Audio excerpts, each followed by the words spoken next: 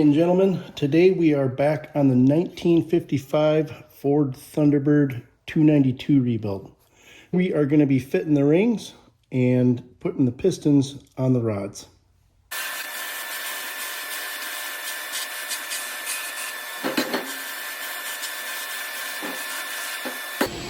This is the ring set I ended up going with from Hastings. It's 60 over.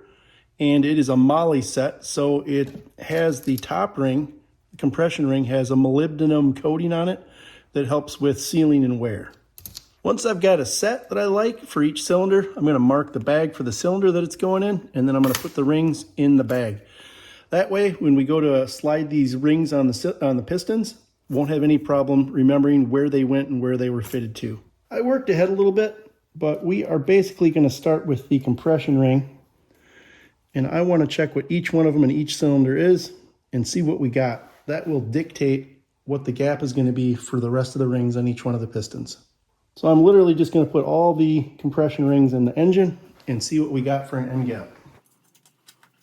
I also marked each one of the cylinders so I don't get confused and don't have to think much. Just want to focus on making sure the gap is right and that each one of the ring sets is in the right spot. Putting the rings in the other side. Obviously being as careful as I can not to chip or scratch it up too much. And then I'm just going to use the piston to push it down to the same depth for each one that I'm going to be measuring.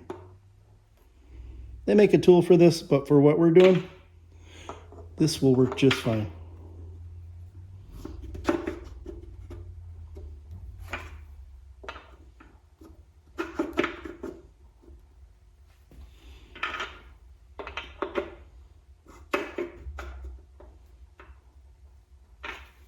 Also just want to mention I put a coat of oil on each one of the cylinders to hopefully reduce any scratching I might get from pulling these rings in and out.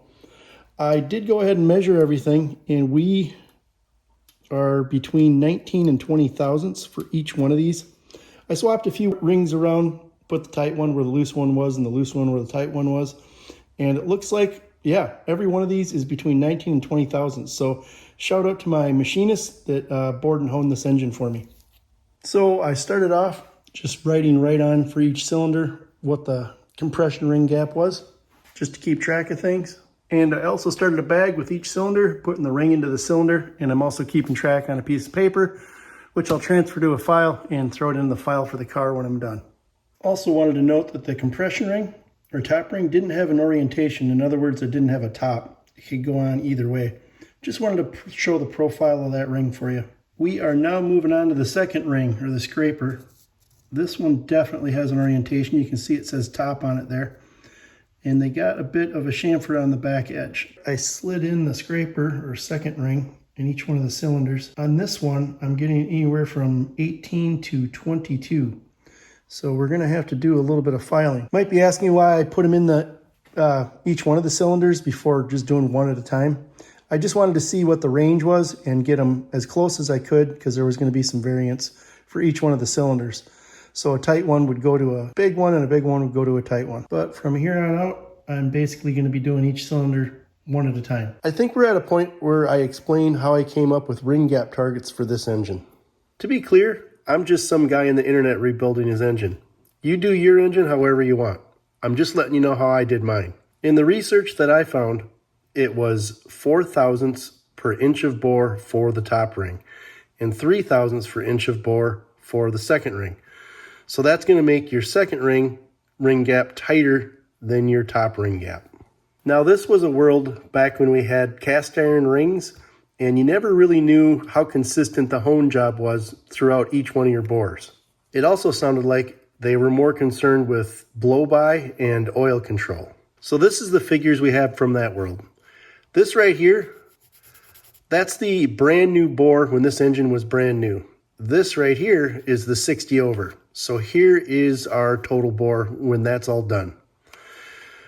Multiply it times 4 thousandths, you get 15, and you might multiply it times 3 thousandths and you get 11. So we got 15 thou for the top ring gap and 11 thou for the second ring gap. Again, that's old school. We're not doing that. We're using moly rings, and we got a consistent hone on each one of our cylinders. Flipping the paper over to the modern world, let's see what we come up with. So for this Molle ring set, Hastings says that the second ring gap should be bigger than the first ring gap. And I'm going to take it a step further and say that the top oil ring should be equal to or greater than the second. So my understanding for the second ring being bigger than the top is a bigger gap on the second ring will help mitigate forces that push the top ring off the cylinder walls and ring lands on the piston, thus reducing ring flutter. The idea is that excess pressure will vent through the oil holes into the sump. I grabbed one of the old pistons to illustrate this. So the trapped combustion gases between the first and second ring are going to make their way down through the gap in the second ring and through the gap on the top oil rail and out through the holes for the oil return on the piston. At least that's the idea. Here's a piston with the rings off. You can see light through there, and that is the oil return path and for gases to escape back into the sump or the back of the piston. So on the Hastings website, I was able to find a multiplier for street and strip, and that is 4.5 thousandths for the top ring gap and 5 thousandths for the second ring gap. So that gives us 17 thousandths and 19 thousandths respectively. But our engine starts off at 19, so we're going to add 2 thousandths to 19, and that's going to give us 21 thousandths for our second ring gap. Now, I was a little worried initially that this gap was a bit too wide, 19 thousandths, but after doing some research, it's well within spec. Plus, we are at 60 over, so we're going to have a little bit more heat in this engine, and I'm going to be tromping on it too, so we don't want the rings crashing into each other and getting stuck. So that's what we're going to shoot for. Hopefully that makes sense. Again, you build your engine how you want to build it. This is how I'm building mine. This dogma seems to make sense, and I'm going to stick to it. Let's get on with fitting these rings. This is the unit we're going to be using to cut the rings. I chalked it up in the vise just so we got a nice close workstation next to the engine. There's a million videos on how to use these things. I'll make a couple of comments on it though. You can get into a lot of trouble really quick with one of these if you're not paying attention. Got one of the old rings here just to show you don't want to be cutting like that or like that. You want to stay true to that initial grind that they put on these. I'm also only removing material from one side, so when I go to put it back together, I can squeeze it and verify that I'm not getting too far off track on the angle. Another thing I'm doing is spinning it this way so that the facing material won't chip off and break off on the edge. Here we are at number 5, left front of the engine. If you remember, 19 thousandths was the gap on the top ring. We want the second ring to be 2 thousandths bigger, and currently 20 thousandths is dragging pretty hard through here. And 21 just barely go in. So we're going to hit it just a little bit and see what happens. Here we are at the ring filer. We're just going to be taking off just a little bit of one side.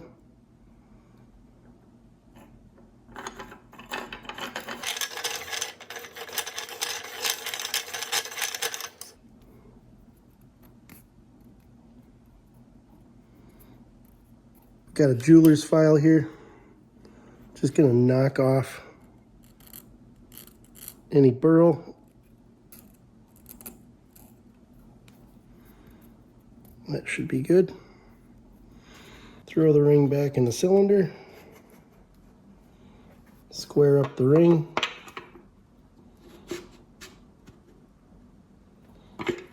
$20 thousandths is easy.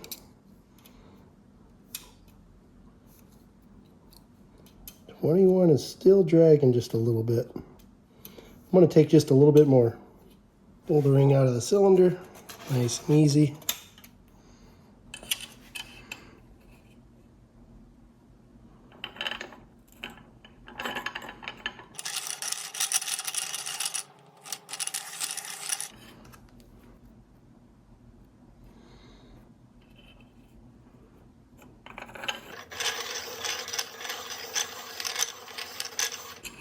Quick check that the gap still looks good.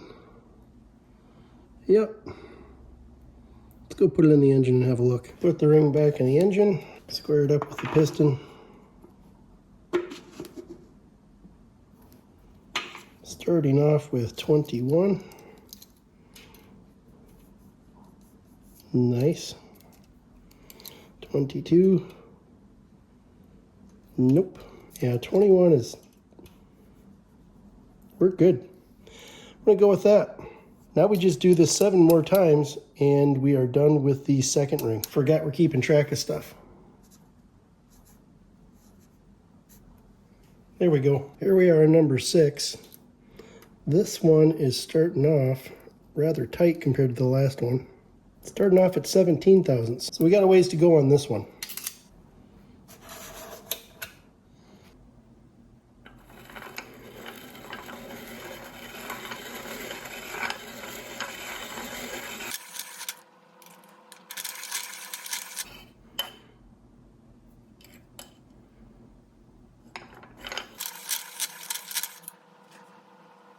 Off camera, I've been checking the burr on the back here. And I always check it with my thumbnail too, just to make sure we're not going to be scratching up the cylinder.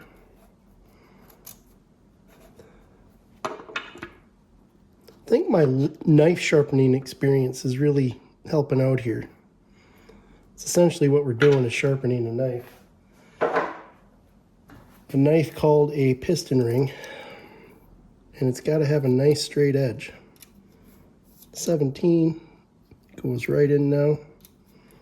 18 is tight. I'm going to keep sneaking up on these. I don't want any surprises. Back to the file. Yeah, there's definitely, you got to have a light touch. And you can just kind of feel if it's doing it right.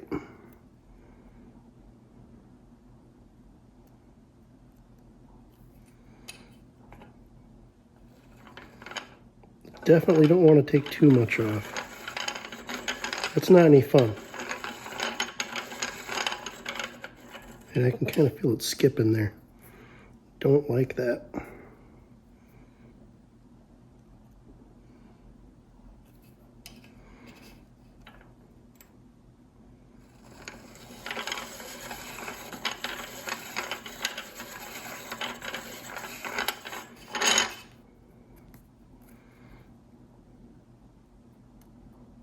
Still looking good.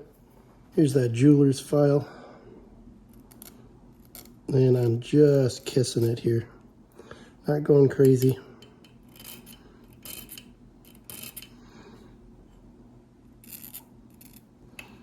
And like I said, you can feel it with your thumbnail when you're running across it. When it's gone, when it's there, and when it's gone.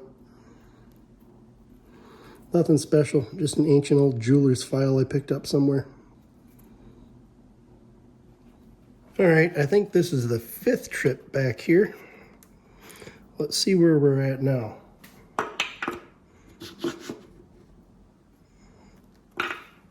Like I said, I like sneaking up on them. I don't want to go past. Here's 20.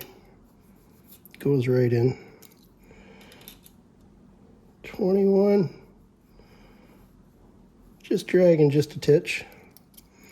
22. Yep, that's not going in. I'm calling this one. So yeah, that took 5 trips back and forth from the file to the cylinder. I'm probably splitting hairs here, but I don't know. It's fun. It's fun to get it right on. I think you guys get the idea. Like I said, there's a million videos on how to do this right. I'm just some guy on the internet rebuilding his engine.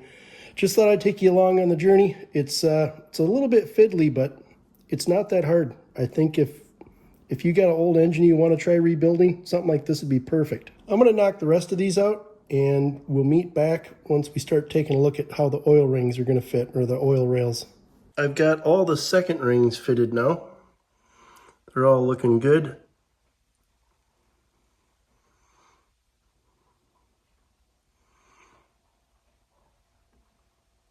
Here's the other side. I did have one that got away from me. 23 thousandths.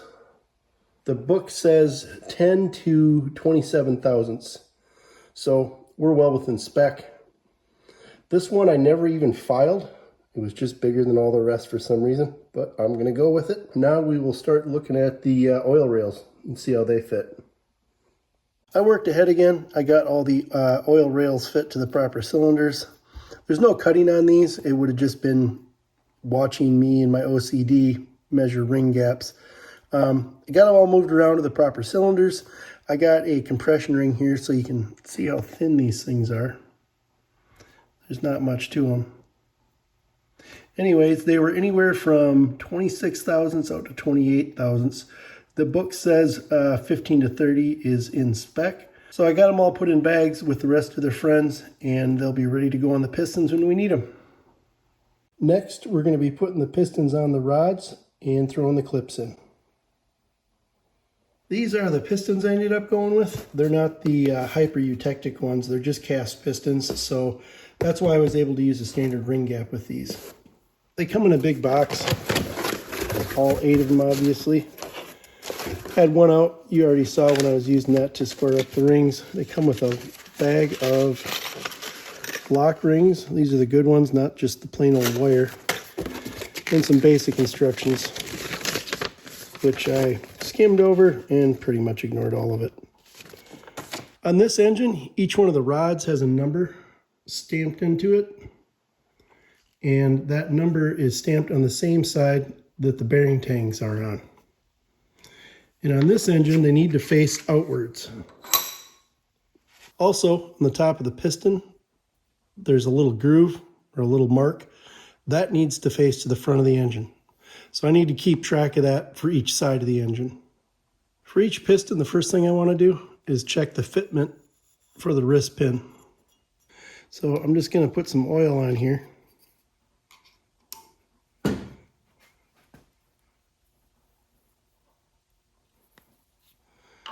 Let's make sure it's still feeling right.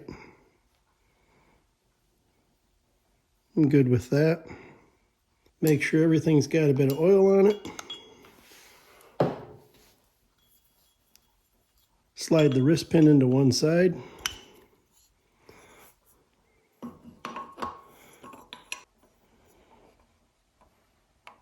And slide it in.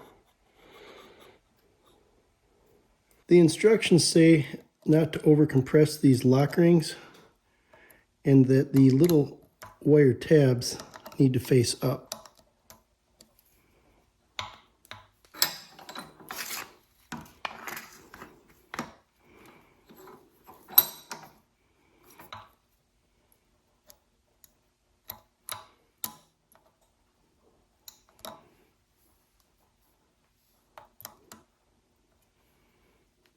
There we go.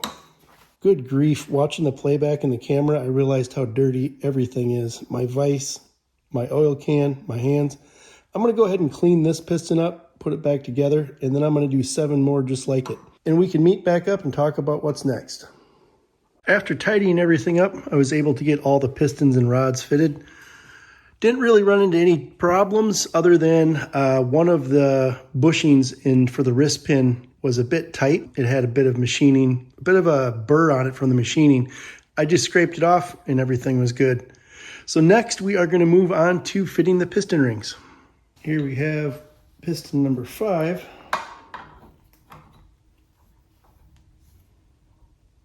Lock them in the vise, makes things a little easier to work with. First, we're going to start with the oil ring spacer, and the little manual that came with it said to install it with these little guys facing upwards. Just going to gently spiral it on. And I will be adjusting where the ring gaps land before final assembly, before it goes into the block. Otherwise, they're just going to move around and I'm going to lose where they are anyways. Next, I'm going to spiral on the bottom oil ring. Once you get it started in there, it just kind of walks itself on.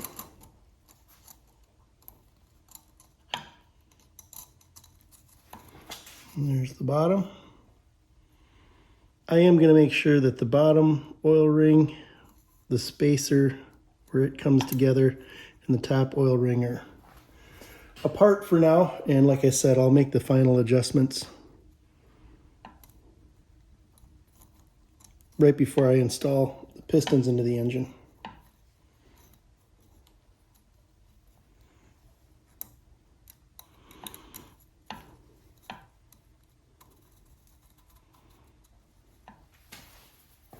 Next is the second ring.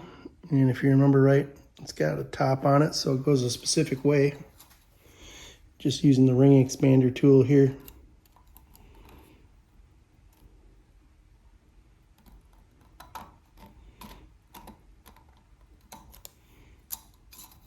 There we go.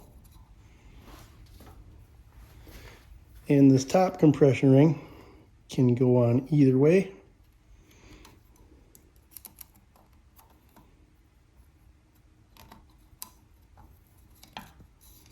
There we are. I'm going to do a quick check here on side clearance for the rings. Upper and lower compression rings are 2 thousandths to 3.5 thousandths, and oil rings are 1.5 thousandths to 3 thousandths.